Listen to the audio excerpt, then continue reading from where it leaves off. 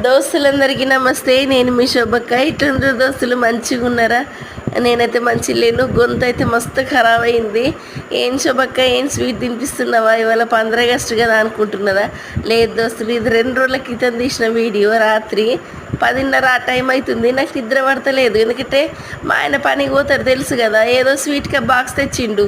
ఇక నా వల్ల కాలేదు. ఇక రాత్రి 10 గంటలకు బాక్స్ ఎట్ట రబ్బర్ బ్యాండ్ పెట్టిండో చూసుకొని గిట్లని ఓపెన్ చేసిన. చూసేవరకు అంటే గులాబ్ జామున్ అనుకున్నా, కానీ బాదుషా ఉంది. ఆ బాదుషా, గులాబ్ జామున్, డబుల్ కా మీట్ అంటే నాకు ఇష్టం, మీకు తెలిసిందే. ఇక చూస్తా అంటే తినాలనిపించింది.